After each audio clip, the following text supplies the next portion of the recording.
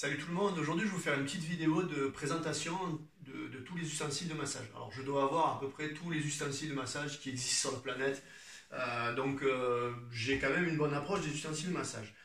Donc vous pouvez voir là il y a plein de trucs. Moi je fais une différenciation en fait entre les ustensiles automatiques, c'est-à-dire qui vont marcher sans besoin de l'homme, et ceux dont on a besoin nous de faire marcher.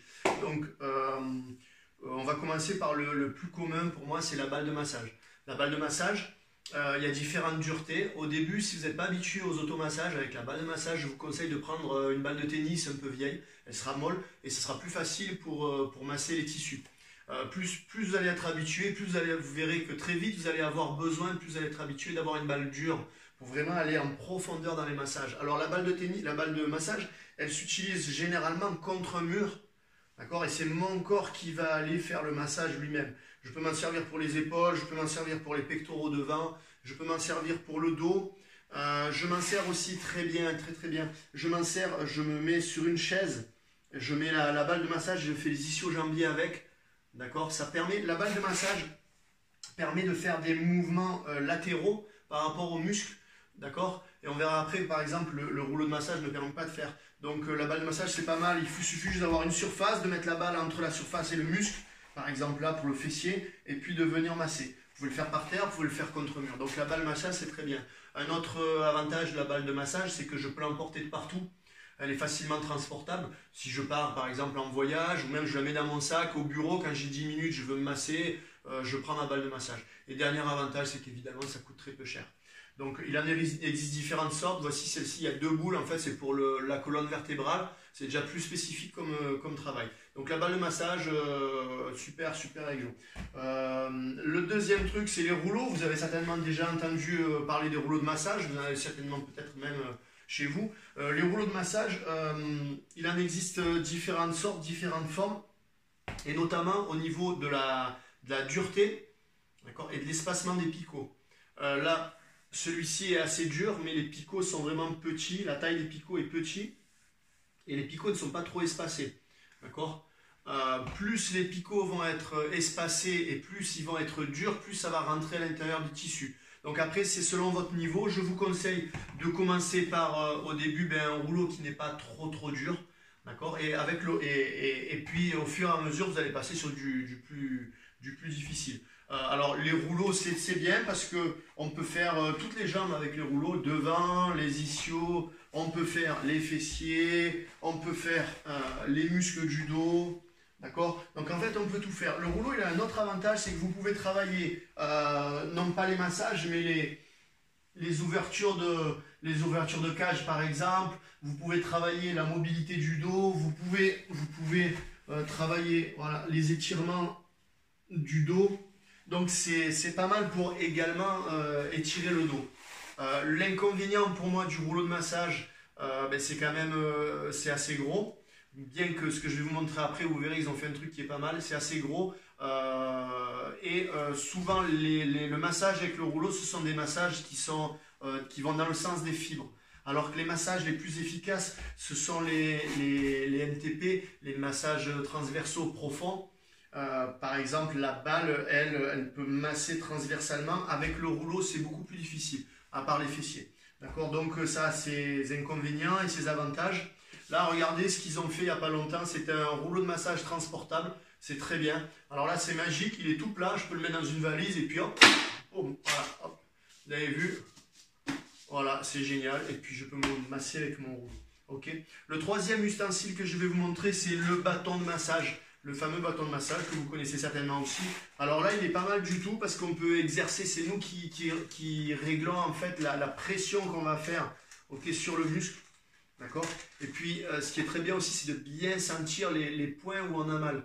D'accord? À l'instar de la balle, lorsque j'ai mal à un endroit, j'ai chopé un point de contracture, un trigger point, je reste dessus et puis je peux vraiment localiser l'endroit où j'ai mal. Par exemple, le quadri, si j'ai mal à un endroit, je vais rester dessus et je vais faire des petits mouvements d'aller-retour.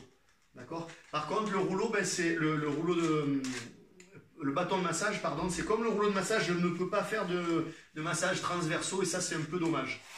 Mais sinon, c'est un très bon ustensile.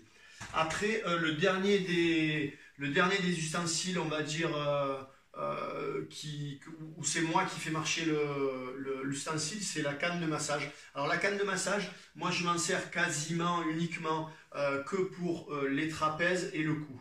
Ça me permet vraiment d'aller localiser des endroits très précis que je ne peux pas localiser par exemple avec la balle. Parce que quand je mets la balle contre le mur, en fait, j'ai toujours la tête qui va gêner ou le haut du dos qui va gêner contre le mur et c'est difficile de se masser le cou. D'accord? Par contre, avec ça, c'est vraiment très très bien pour aller chercher les petits points de contracture du cou. Donc, si vous avez mal au cou, vraiment la canne de massage, c'est super bien. Après, évidemment, vous pouvez vous masser aussi d'autres points de contracture. Hein. Je peux faire plein de choses avec la canne de massage. Je peux venir les points dans le dos aussi. C'est bien, mais pour les points dans le dos, je préfère la balle perso. Okay, donc là, on a vu tout ce qui était qui nécessite l'utilisation de la force de l'homme. Maintenant, il existe des différents ustensiles. Vous allez regarder, venez voir par là, les différents ustensiles électriques, mécaniques. Par exemple, ça, c'est un masseur qui fait que le cou. Okay, ça, vous connaissez une chaise de massage. Alors là, je vais me mettre sur le côté, il y a différents réglages. Ouais, c'est très très bien, j'ai une télécommande, je règle et puis ça va masser tout mon dos avec différentes forces de massage. Là, vous avez le dernier né des ustensiles de massage c'est vraiment très très bien, un pistolet de massage. Alors, un pistolet électrique de massage, ça coûte pas très très cher. Hein. N'achetez pas les pistolets les plus chers, ça sert à rien. Achetez un pistolet moyenne de gamme, ça suffit. Avec on-off, vous avez vu. Là, il y a un écran digital afin de mettre en route le pistolet. Vous voyez, ça vibre en fait. Et grâce à ces impacts répétés, vous allez pouvoir vous masser en profondeur. Vous pouvez localiser, vous pouvez faire toutes les... Aller très transversalement, aller dans le sens du muscle. Vous pouvez localiser un point et rester dessus. Je peux augmenter la vitesse. C'est vraiment très bien.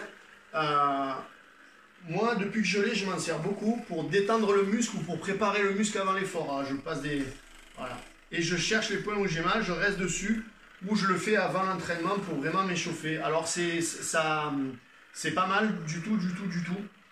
C'est très très bien comme ustensile. Je le conseille à tout le monde. L'avantage des appareils électriques par rapport aux appareils, on va dire, les mécaniques, c'est que eux, ils ne se fatiguent pas. Donc je vais pouvoir l'utiliser super longtemps. Par exemple, le fauteuil, si je me mets dans le fauteuil, bon, si j'ai envie le soir devant la télé, je me fais 1 heure de massage. Quoi.